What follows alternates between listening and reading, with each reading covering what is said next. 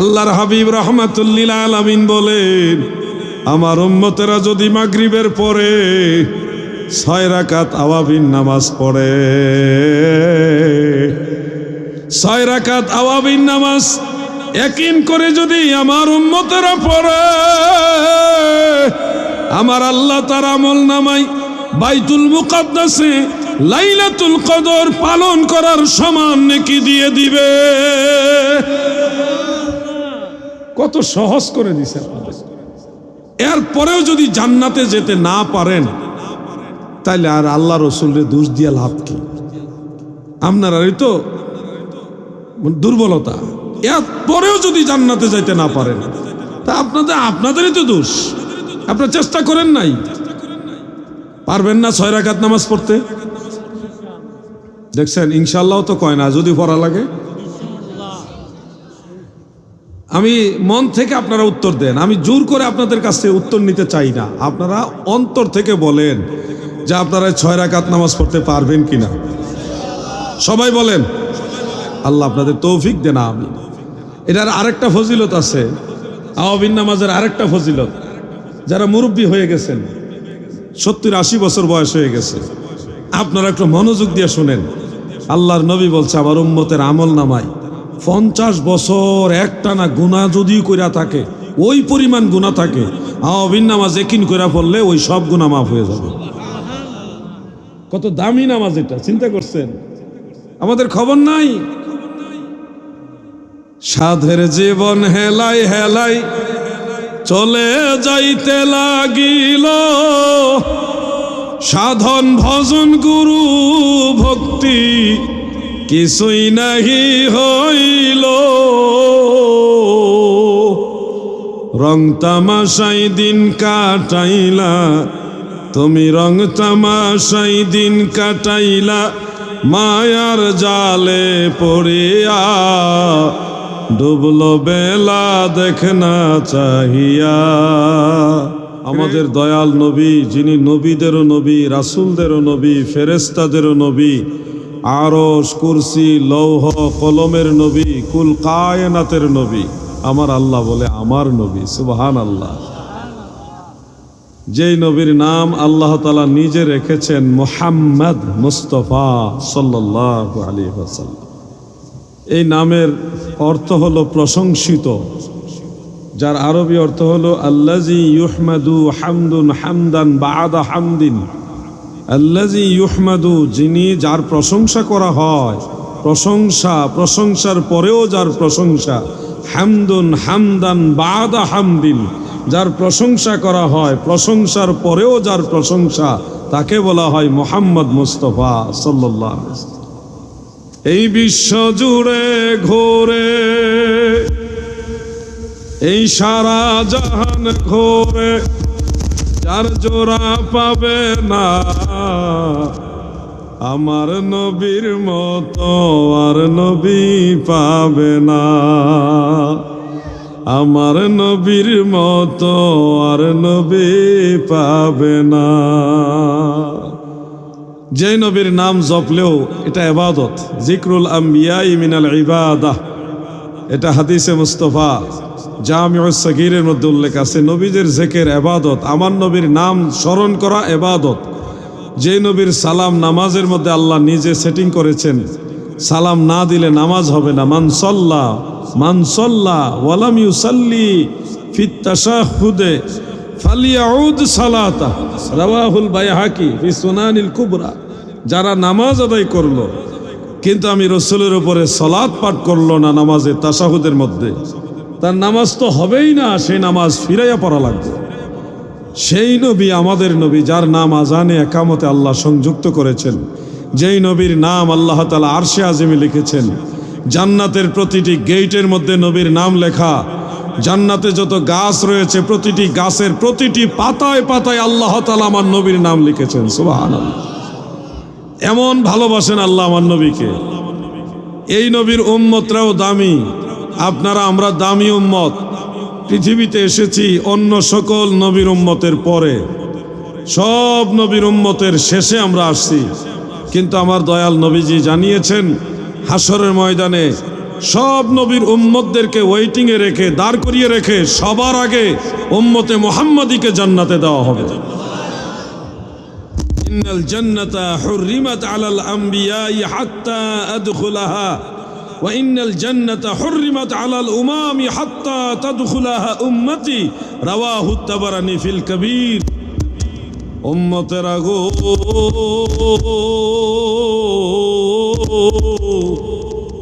আল্লাহ তাআলা নবীদের উপরে জান্নাতে প্রবেশ করা নিষেধ করেছেন যতক্ষণ না আমি রাসূলুল্লাহ সেই জান্নাতে প্রবেশ না করি। সমস্ত নবীদের উম্মতের জন্য জান্নাতে প্রবেশ করা নিষেধ করেছেন যতক্ষণ না সেই জান্নাতে আমি রাসূলের উম্মতেরা প্রবেশ না করে।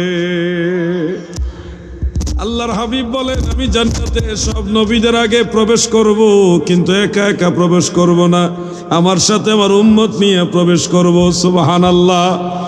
মিশকাত শরীফের 583 নম্বর পৃষ্ঠার মধ্যে উল্লেখ, খতিবে বাগদাদি তার তারিখের মধ্যে উল্লেখ করেন, আল্লাহর নবী বলছেন একদিন হযরতে বিলালকে, বিলাল গো তুমি আমার আগে জান্নাতে প্রবেশ করবা। বিলাল রাদিয়াল্লাহু আনহু ভয় পেয়ে গেলেন, নবীজির আগে কোনো নবীও ঢুকতে পারবে না। সেখানে হযরত বেলালকে নবীজি বলছে তুমি আমার আগে জান্নাতে প্রবেশ করবা। বেলাল বলে, ইয়া রাসূলুল্লাহ, নবী গো আপনার আগে কিভাবে জান্নাতে প্রবেশ করব? রহমতের নবী বলেন, উম্মত রে, আমি রাসূলুল্লাহ যেই উটের উপরে জান্নাতে প্রবেশ করব, সেই উটের নাকের রশিটা, লাগামটা তুমি বিলালের হাতে থাকবে। আমি রাহমাতুল লিল আলামিন নবীর উটের রশি টানতে টানতে তুমি আমার আগে আগে জান্নাতে প্রবেশ করবা। দয়াল নবী তুমি গুণমণি, এই পাপী লোক তরাইবেন বলে গো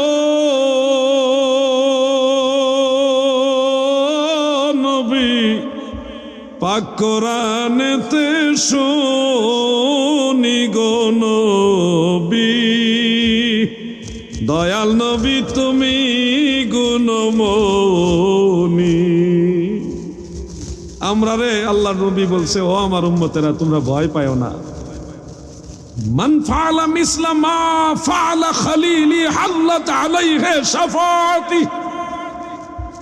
আবু বকর সিদ্দিক রাদিয়াল্লাহু আনহু নবীর নাম শুনে চুমা খায় চোখে লাগাইছিল। এই দৃশ্য দেখে আল্লাহর নবী বললেন, হে আমার আবু বকর, তুমি যা করেছো এই আমল যদি আমার উম্মতরা করে তাকে আমি সুপারিশ করব, আমার পিছে পিছে জান্নাতে নিয়ে যাব। ভয়ের কারণ নাই, আপনাদেরকে নবীজি নিয়ে যাবে। এই পাপী লোক তারাইবেন বলে গো নবী, পাক কোরআনেতে শুনি গো নবী। দয়াল নবী তুমি গুণমণি। ভাই আমার, একটা দরুদ শরীফ আপনারা আমল করবেন। এই দরুদ শরীফটা যদি আমল করতে পারেন, দিনে একবার অন্তত পক্ষে পড়তে পারেন, একবার, বেশি পড়বেন, কিন্তু অন্তত পক্ষে একবার যদি পড়তে পারেন, আল্লাহর নবী বলছে নিশ্চিত আমি তাকে শাফাআত করব, জান্নাতে নিয়ে যাব। قال رسول الله صلى الله عليه وسلم من قال اللهم صل على محمد وقال اللهم أنزله المقعد المقرب عندك يوم القيامة وجبت له شفاعتي رواه أحمد। আল্লাহর হাবিব রাহমাতুল লিল আলামিন বলেন, উম্মতেরা শুনো, তোমরা যারা বলবে আল্লাহুম্মা সাল্লি আলা মুহাম্মদ এবং বলবে আল্লাহুম্মা আনজিলহু আল মাকআদ আল মুকাররাবা ইনদাকা ইয়াউমাল কিয়ামাহ, এই দুরূদটা যারা পাঠ করবে, দয়াল নবী বলেন হাসরের ময়দানে তাকে সুপারিশ করে জান্নাতে নেওয়া আমি রাসূলের জন্য ওয়াজিব হয়ে যাবে। দয়াল নবী তুমি গুণমণি। উম্মতকে বাঁচাইবার জন্যে কত পদ্ধতি নবী শিখাই গেছে জানেন? আপনাদেরকে জান্নাতে নেওয়ার জন্য কিভাবে আপনাদেরকে জান্নাতে নেওয়া যায় কত পদ্ধতি নবীজি অফার করে গেছে। আমার সাথে দরুদ শরীফটা দুই একবার পড়েন, আশা করা যায় আপনারা মনে রাখতে পারবেন ইনশাআল্লাহ।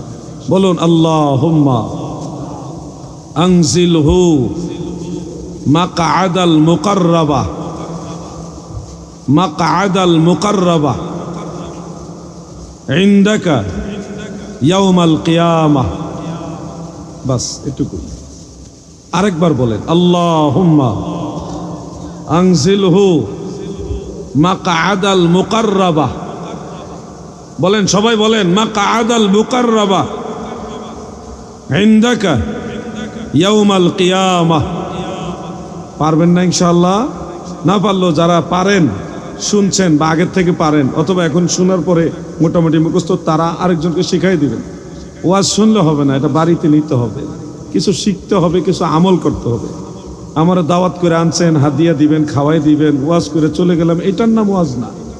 আমি কিছু বললাম, আপনারা এগুলি শিখেন, আমল করেন, এটা হলো মূল টার্গেট, মূল মাকসাদ আমাদের হবে আমরা দিন শিখব। আর দিনুন নসিহা, ধর্মটা হলো নসিহত। আপনাদেরকে একটা দুরুদ শিখাইলাম, এই দুরুদ এত মর্যাদাবান দুরুদ শরীফ, হাসরের ময়দানে আল্লাহর নবীকে আপনার খুঁজতে হবে না, দয়াল নবী আপনাকে খুঁজে বের করে হাত ধরে টেনে টেনে জান্নাতে নিয়ে যাবে। সুবহানাল্লাহ। রহমতের ভান্ডার নবী, তুমি নূরের খনি। আহা, প্রেম কইরাছেন তোমার সঙ্গে ও নবী, স্বয়ং আল্লাহ কাদের গনি গো নবী। দয়াল নবী তুমি গুণমণি। দুরূদ শরীফটা আরেকবার বলেন যেন মনে থাকে আপনাদের। বলেন আল্লাহুম্মা আনজিলহু মাকআদাল মুকাররাবা। এই শব্দটাই শুধু কঠিন। বলেন মাকআদাল মুকাররাবা ইনদাকা ইয়াউমাল কিয়ামাহ। দিনে কমপক্ষে একবার পড়বেন। যারা মুখস্থ করে ফেলেছেন তারা তো একবার পড়বেন না, বেশিবার পড়বেন। যত বেশি পড়বেন তত বেশি নবীর কাছে থাকবেন।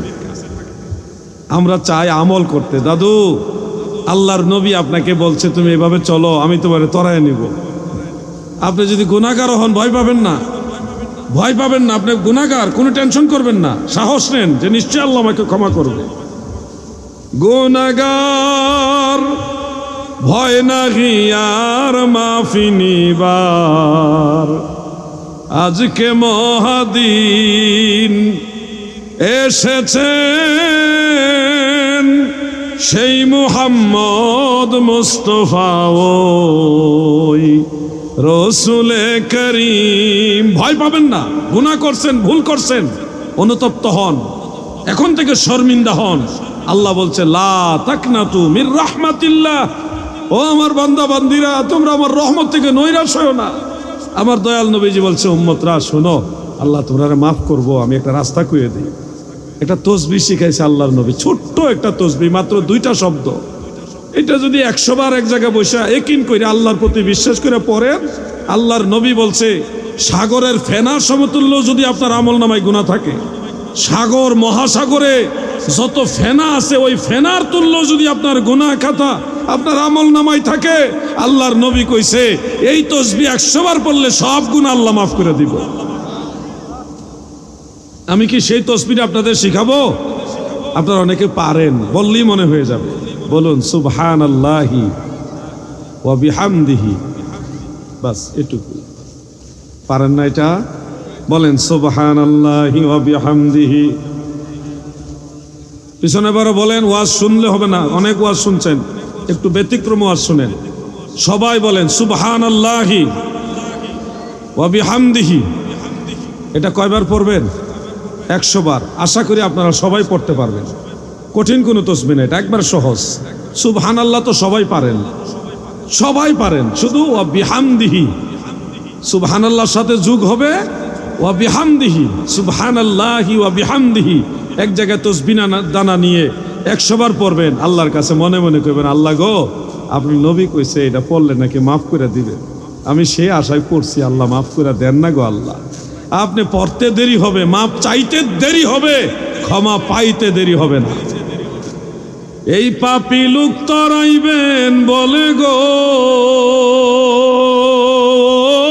নবী, পাক কোরআনেতে শুনি গো নবী, দয়াল নবী তুমি গুণমণি।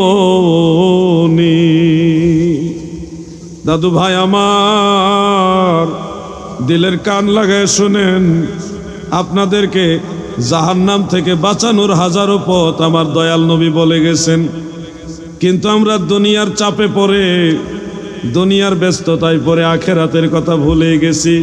মনেই নাই, আলহাকুমুত তাকাসুর হাত্তা যুরতুমুল মাকাবির, কবরস্থানে যাওয়ার আগ পর্যন্ত আমাদের দুনিয়ার ধন দৌলতের সব চাহিদার কথা গ্রাস করে রাখছে। হাত্তা যুরতুমুল মাকাবির, কবরে যাওয়ার আগ পর্যন্ত দুনিয়ার ধন সম্পদ টাকা পয়সার টেনশন আমাদের গ্রাস করে রাখে, এটা আল্লাহ বলছেন। কিন্তু এরপরও কিছু মানুষ আছে মৃত্যুর কথা ভাবে, আছে না ভাই?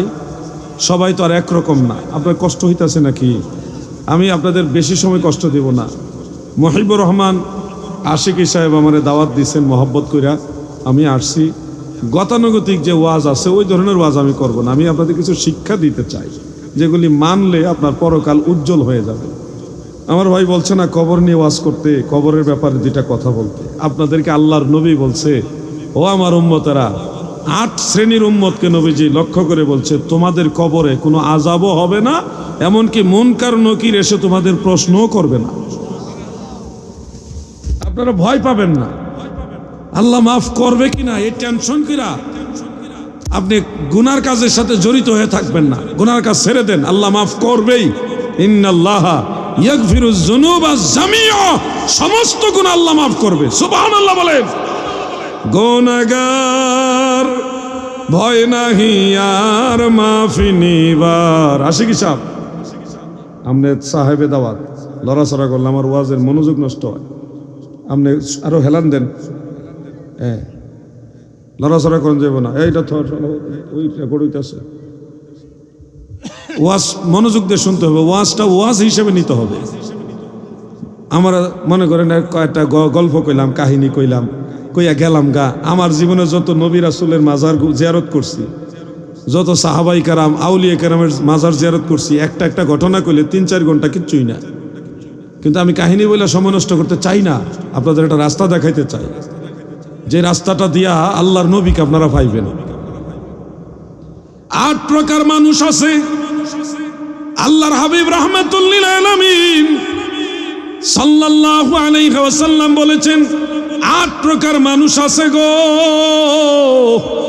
যাদের কবরে আযাব তো হবেই না, আমার আল্লাহ মুনকার নকির পাঠাইয়া তাদের প্রশ্ন করাবে না, বিনা প্রশ্নে তারা কবর জগৎ পার হয়ে হাসরে উঠবে।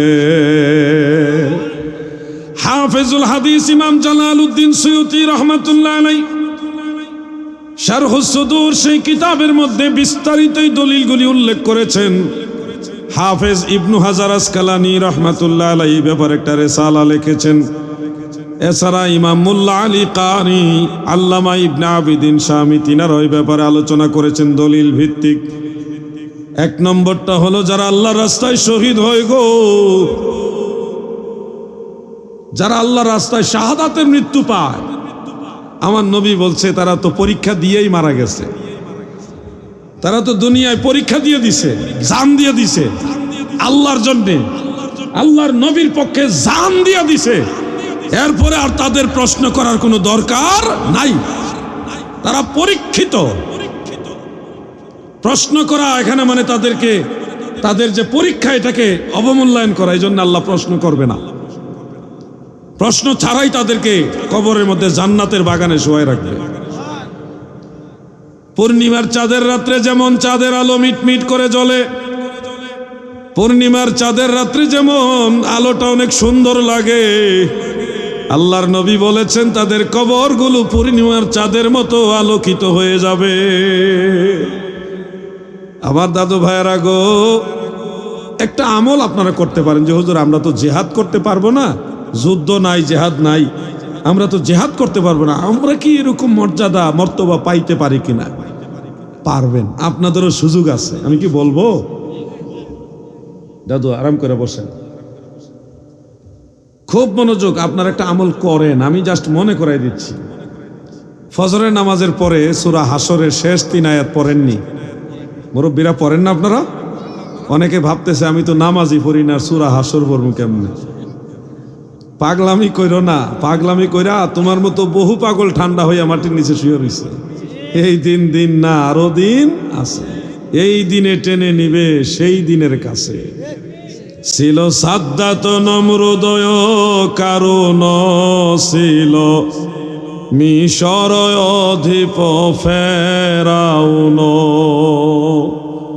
ধনে জনে মানে নাহি ছিল নুন্ন বিপদবিনে ভাব সবে মিশে। আমার ভাই, তুমি অবহেলা করে নামাজ ছেড়ে দিচ্ছ, তুমি জানো না তোমার সময় চলে যাচ্ছে, আমার সময়ও চলে যাচ্ছে। সময় যদি কাজে না লাগাই, হাসর ময়দানে আফসোস আর আফসোস ছাড়া কিছুই করার থাকবে না। ওই ভাই ঘুমাইতেছেন নাকি? ঘুমায়েন না, গভীর মনোযোগ। সূরা হাসরে হুয়াল্লাহুল্লাযী লা ইলাহা ইল্লা হুয়া আলিমুল গায়বি ওয়াশ শাহাদাতি হুয়ার রহমানুর রহিম। এই আয়াত আরো 2টা আছে, 3টা আয়াত যদি ফজরের নামাজের পরে অথবা মাগরিবের নামাজের পরে 2 টাইমে পড়তে পারেন। তিরমিজি শরীফের মধ্যে উল্লেখ, আল্লাহর রাসূল সাল্লাল্লাহু আলাইহি ওয়াসাল্লাম বলেন, উম্মতেরা রে,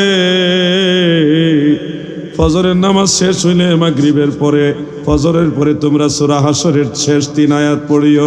পড়লে আমার আল্লাহ তোমাদের জন্য 70,000 ফেরেশতা নিযুক্ত করবে। তারা তোমাদের জন্য সারাদিন আল্লাহর কাছে ক্ষমা চাইবে, আর সারাদিন আমার আল্লাহ তোমাদের মাফ করতে থাকবে। আল্লাহর হাবিব বলেন, উম্মতেরা শোনো,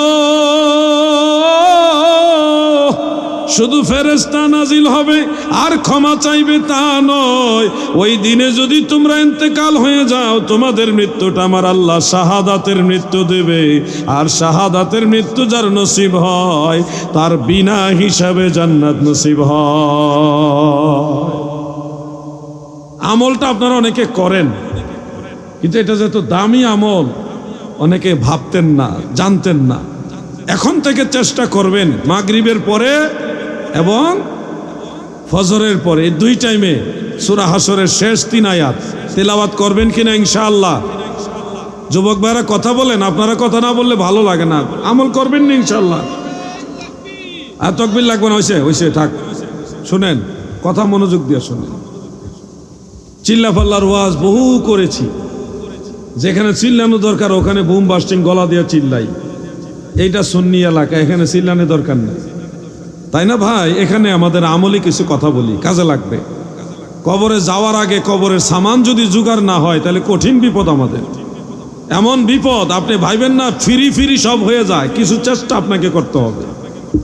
এই দুনিয়া মুসাফির খানা, ও ভাই তোমরা জানো না, এই দুনিয়া মুসাফির খানা, ও ভাই তোমরা জানো না। হায়রে কত মানুষ আইলো গেল, কেউ তো ধরাই রইল না। আল্লাহুম্মা সাল্লি আলা সাইয়্যিদিনা নবিয়িনা শাফিঈনা মাওলানা। বলুন না সবাই, নবিয়িনা শাফি।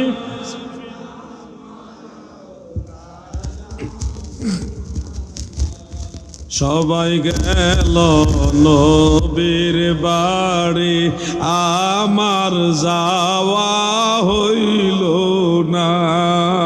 সবাই গেল নবীর বাড়ি, আমার যাওয়া হইল না। হায়রে আবে জমজম কুয়ার পানি, আমার খাওয়া হইল না। আল্লাহুম্মা সাল্লি মুহাম্মদ নবিয়িনা শাফিঈনা মাওলানা। বলুন না, নবিয়িনা শাফিঈনা মাওলানা। আমার দাদু ভাইয়েরা, নামাজ আদায় করতে হবে। নামাজ না পড়লে আপনি সূরা হাসরের শেষ 3 আয়াত তেলাওয়াত করা হবে না। নামাজ পড়বেন তখন এটা পড়ার সুযোগ আছে। নামাজই পড়লেন না, সূরা হাসরের শেষ 3 আয়াত কেমনে তেলাওয়াত করবেন আপনি? ভাইরে, ফরজ বন্দিগি তো ঠিক রাখতে হবে। আগে তো নাভি থেকে হাঁটু পর্যন্ত ফরজ জায়গা রাখতে হবে। এরপরে না আপনি টুপি পরতেন, পাগড়ি পরতেন, তাই না? আপনি যদি মেইন জায়গায় ঢাইকা মাথায় টুপি পরেন হবে? জ্ঞান দিয়ে চাল্লা বুঝার জন্য। ফরজ নামাজ হলো ফরজ, এটা ফরজ। নাভি থেকে হাঁটু পর্যন্ত ঢেকে রাখা যেমন ফরজ পুরুষের জন্য, ওইটা হলো ফরজ। এর সাথে যদি আপনি একটা পাঞ্জাবি পরেন আরো সুন্দর দেখা যাবে।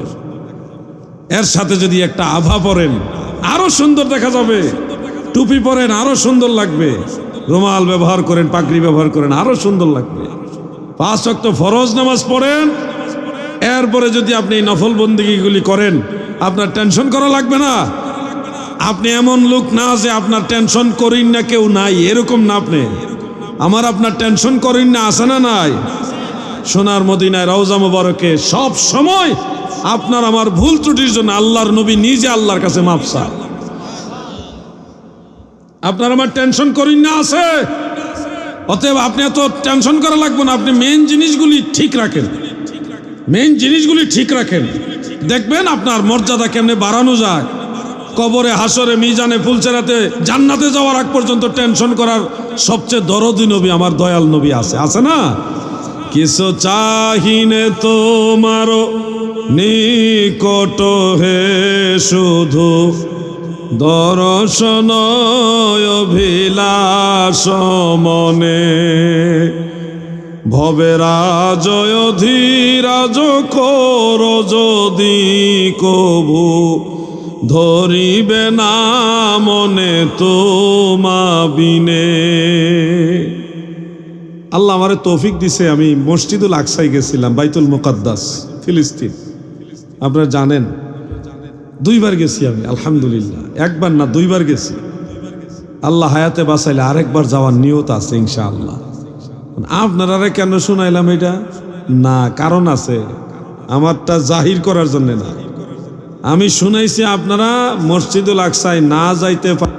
মসজিদুল আকসায় লাইলাতুল কদর পালন করলে যেই সওয়াব, ওই সমান সওয়াব হাসিল করতে পারবেন একটা আমল করলে। আমি যাইয়া কষ্ট কইরা, পরিশ্রম কইরা এত নেকি পাইছি না। লাইলাতুল কদর তার আমি উদযাপন করতে পারি নাই, নামাজ পড়াইছি।